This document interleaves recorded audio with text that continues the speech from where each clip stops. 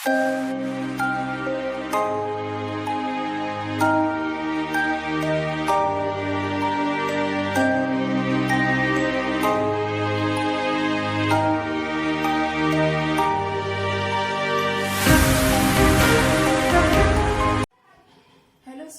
I am Neha Joshi from सूरज कुमारी गौड़िया बालिका आदर्श विद्या मंदिर सुजानगढ़।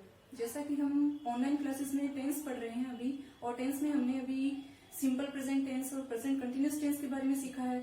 और आज का हमारा जो टॉपिक रहेगा वो प्रेजेंट परफेक्ट टेंस के बारे में रहेगा कि कहाँ हमको इस प्रेजेंट परफेक्ट टेंस का यूज करना है, कहाँ हम इसको हिंदी से जो इंग्लिश में सेंटेंस बनाते हैं इसका यूज कर सकते हैं, क्या इसकी पहचान होती है। तो चलिए आज प्रेजेंट परफेक्ट टेंस के बारे में हम सीखते हैं। आज का अपना टॉपिक है प्रेजेंट परफेक्ट टेंस। जैसा कि परफेक्ट इसमें लिखा हुआ, परफेक्ट का मतलब होता है अच्छी तरीके से पूरा हो जाना, ठीक है। तो इसकी जो पहचान रहती है कि ये टेंस अपन को ये इंडिकेट करता है कि जो कार्य है वो पूर्ण रूप से कंप्लीट हो चुका है और उस कार्य को कंप्लीट हुए हुए ज्यादा समय नहीं हुआ है। और ये उस स्थिति को भी बताता है जिसमें कि जो कोई भी इवेंट हुई है, जो कोई भी घटना घटित हुई है, उसका जो इफेक्ट है वो वर्तमान समय यानी कि प्रेजेंट समय में भी उसका प्रभाव जो है वो बना हुआ है। ऐसे जो वाक्य होते हैं अमूमन जो एंड होते हैं वो हिंदी वाक्य में ऐसे एंड होते हैं कि जैसे कि मैं खाना खा चुकी हूँ, वह घर जा चुका है। यहाँ पर दे ही रखा मैंने इंडिकेशन की हिंदी वाक्य के अंत में प्राय चुका है, चुकी है, दिया है, किया है आदि से ये समाप्त होते हैं। जैसे कि वे घर जा चुके हैं, मैंने आज होमवर्क किया है, ठीक है। अब देखते हैं इसके मेन जो हेल्पिंग वर्ब कौन सी यूज में होती है इसमें, और कहाँ पर इसका हम स्ट्रक्चर बनाएंगे, कैसे हम हिंदी टू इंग्लिश इस सेंटेंस को ट्रांसलेट करेंगे। पहले ये सीख लेते हैं। जैसा कि मैंने आपको बताया था कि perfect tense is a form of verb that shows the action is complete. It does not mean the action is perfect, it means the action is finished. तो यहाँ पर हम देखेंगे जो कार्य है वो पूरा हो चुका है, ठीक है। तो यहाँ पर देखिए पहले हम इस सेंटेंस के फॉर्मूला के अकॉर्डिंग हम स्ट्रक्चर बना लेते हैं, फिर बाद में हम सेंटेंस को अरेंज करेंगे। तो यहाँ पर देखिए कि इसका जो फॉर्मूला कहेगा वो ये कहेगा कि पहले आपको सब्जेक्ट अरेंज करना है वाक्य में, फिर बाद में आपको हेल्पिंग वर्ब लगानी है। परफेक्ट टेंस में हमेशा जो हेल्पिंग वर्ब आएगी वो हैज और हैव आएगी प्रेजेंट परफेक्ट टेंस के अंदर। और हमेशा जब हैज और हैव का प्रयोग आप कर देते हैं तो उसके साथ में वर्ब की थर्ड फॉर्म लगानी है आपको, यानी कि मेन वर्ब की जो थर्ड फॉर्म होती है वो आ जाएगी, फिर बाद में उसके बाद ऑब्जेक्ट, फिर बाद में आपका सेंटेंस कंटिन्यू रहेगा। अब इसमें से जो हैज वाली जो हेल्पिंग वर्ब है वो आप सिंगुलर सब्जेक्ट्स के साथ में यूज करोगे। सिंगुलर सब्जेक्ट्स तो आपको पता ही होंगे, he, she, it, any, name. And जो हैव है उसका प्रयोग आप करोगे प्लूरल सब्जेक्ट्स के साथ में, ठीक है। आई, वी, यू, दे, इनके साथ में आप किसका प्रयोग करोगे, हैव का। अब इसका हम अफर्मेटिव जो सेंटेंस है वो कैसे बनेगा, हम अफर्मेटिव वाक्य के बारे में देख लेते हैं। हमने यहाँ पर जो सेंटेंस लिखा है हिंदी में ये लिखा है कि हम ये चिड़ियाघर देख चुके हैं। अब यहाँ पर देखिए वाक्य की इंडिकेशन अपन को जो एंड में मिल रही है वो चुके हैं से मिल रही है, और हमने ये बताया था कि हिंदी वाक्यों के अंत में चुका है, देखा है, किया है इत्यादि शब्द आते हैं। तो यहाँ पर हम इस वाक्य को पूरा कर लेते हैं पहले। तो यहाँ पर जो है सब्जेक्ट अपन को लगाना है हम आया, तो हम के लिए अपन लेते हैं यूज में वी। अब जैसा कि वी अपना क्या है प्लूरल सब्जेक्ट है, प्लूरल के साथ में हमको यूज में लेना है हैव को, तो वी हैव आ गया। हम सारा उस स्ट्रक्चर के अकॉर्डिंग ही चल रहे हैं, यहाँ पर मैच करते रहिए वी हैव। अब यहाँ पर है मेन वर्ब जो होती है वो देखने की है, देखने को आप इंग्लिश में बोलते हो सी, तो यहाँ पर आ जाएगा इसकी सी की थर्ड फॉर्म हो जाएगी सीसा सीन, तो इसकी थर्ड फॉर्म होगी आपकी seen. We have seen this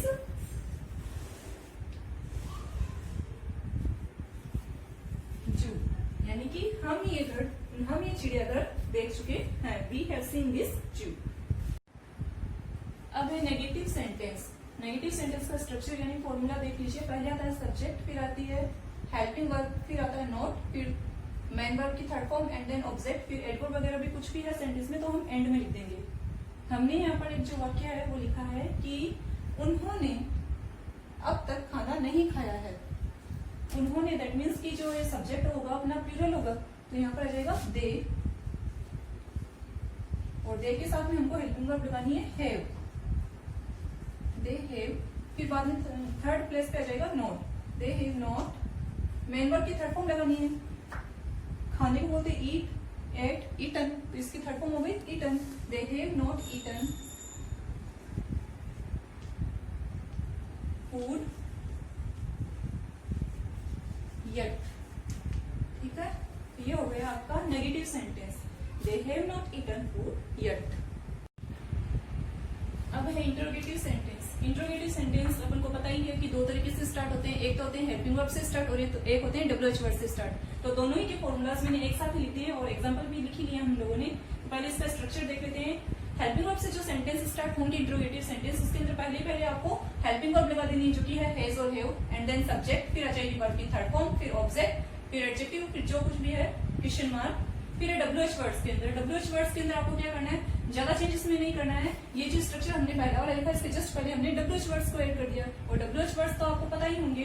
तो WH words plus helping verb and then subject, फिर वर्ब की थर्ड फॉर्म, फिर object and then question mark. First example हमने लिया है वो हेल्पिंग वर्ब वाला एग्जांपल है। एग्जांपल है अपना, क्या वह खाना बना चुकी है। तो यहाँ पर जो है सब्जेक्ट को फाइंड आउट करना है पहले, चुकी है और वह है, दैट मीन्स कि सब्जेक्ट अपना क्या है, सिंगुलर। तो यहाँ पर पहले सिंगुलर के साथ में हम कौन सी लगाएंगे, हेल्पिंग वर्ब हैज। तो यहाँ पर आ जाएगा हैज, सब्जेक्ट हो जाएगा अपना शी, हैज शी खाना बना चुकी है, तो has she cooked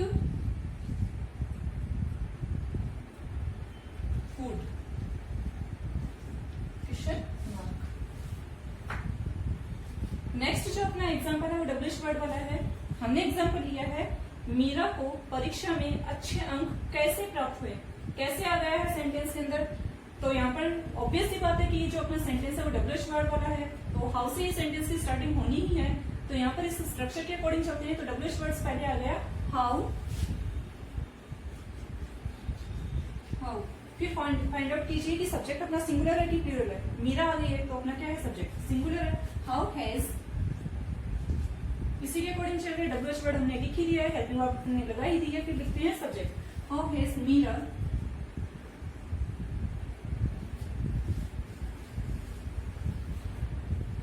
got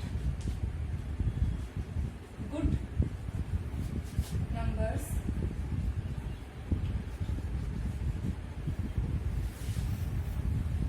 in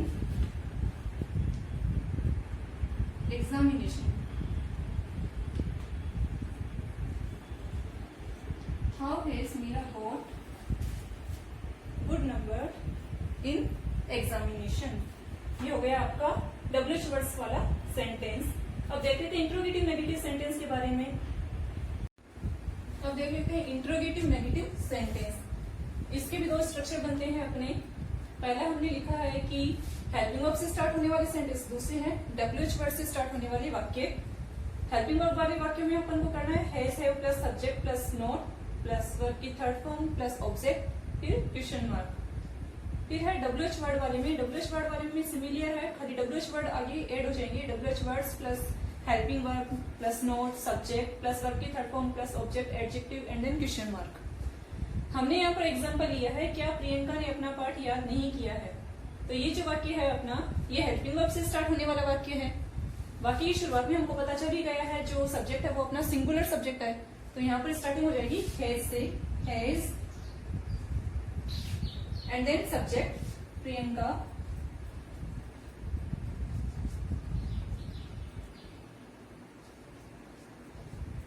has Priyanka third position पे अपना नोट है, has Priyanka not learned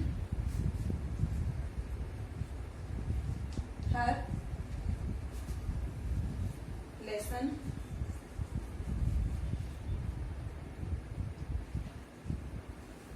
has Priyanka not learned her lesson. Learn की थर्ड फॉर्म हो जाएगी लर्न।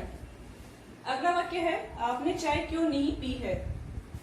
तो यहाँ पर जो सेंटेंस है अपना, क्यों इसमें दे रखा है, दैट मीन्स कि वाई आएगा पहले, तो यहाँ पर आ जाएगा वाई। सब्जेक्ट अपना है इसमें आपने, दैट मीन्स यहाँ पर यू आएगा। वाई और यू जो है अपना प्लूरल सब्जेक्ट है, प्लूरल के साथ में हम हैव को यूज में लेते हैं, तो वाई हैव यू, फिर आ जाएगा नॉट। ड्रिंक की थर्ड फॉर्म होती है ड्रंक, ड्रंक टी। ये इसके प्रेजेंट परफेक्ट टेंस के जो चार टाइप के सेंटेंस होते हैं, affirmative sentence, negative sentence, interrogative sentence, interrogative negative sentence. जो हमने हिंदी टू इंग्लिश ट्रांसलेट करना सीख लिया स्टेप बाय स्टेप। अब हम देखेंगे कि प्रेजेंट परफेक्ट टेंस का use correct form of the verb में हम कैसे करते हैं, क्या क्या इसके यूजेस होते हैं।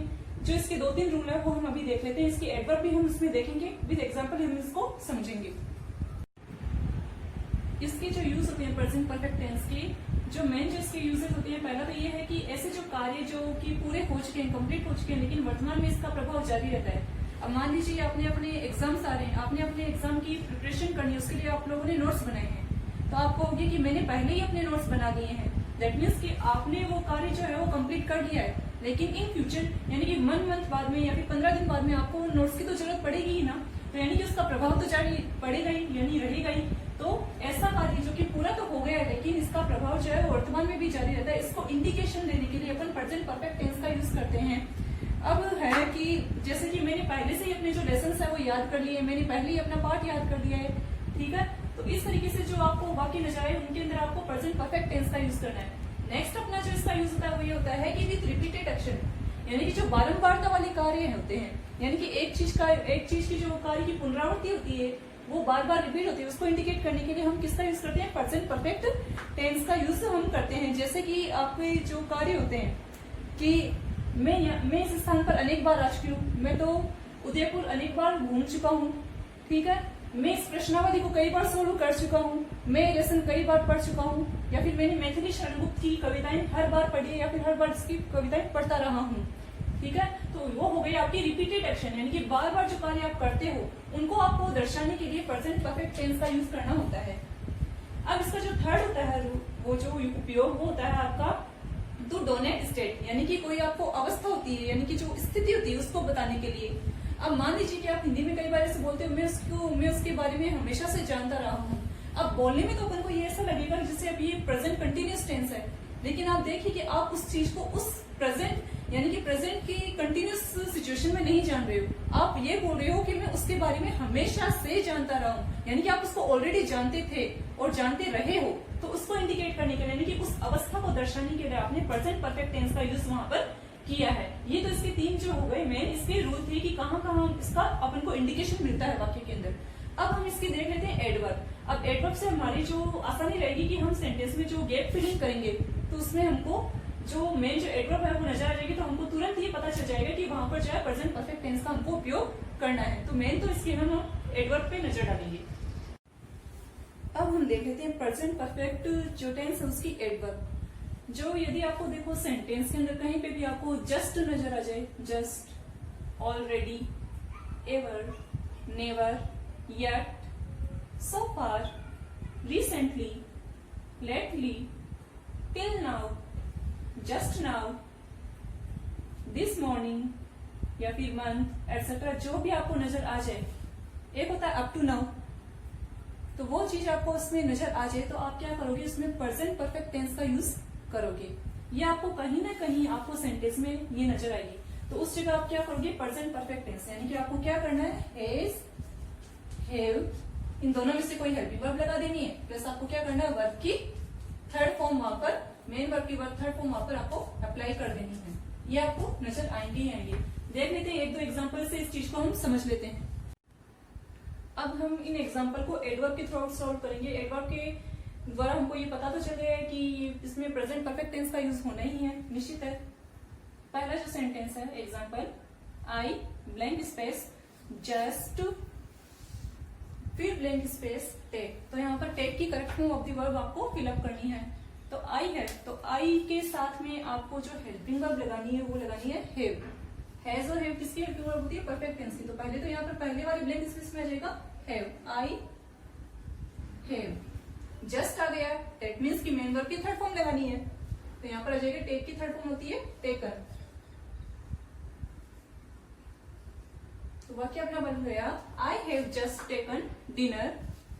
टेक की correct form of the verb अपन ने फिलअप कर ही दी है यहाँ पर। अगला सेंटेंस है, mister Sharma blank space recently, फिर blank space from America. Return की correct form of the verb fill up करनी है। 2 ब्लैंक स्पेस दे रखे हैं, मिस्टर शर्मा अपना सिंगुलर सब्जेक्ट है, इनके साथ में आपको हैज या हैव में से हैज अप्लाई करना है। तो हैज, रिटर्न की थर्ड फॉर्म हो गई रिटर्न, तो रिटर्न।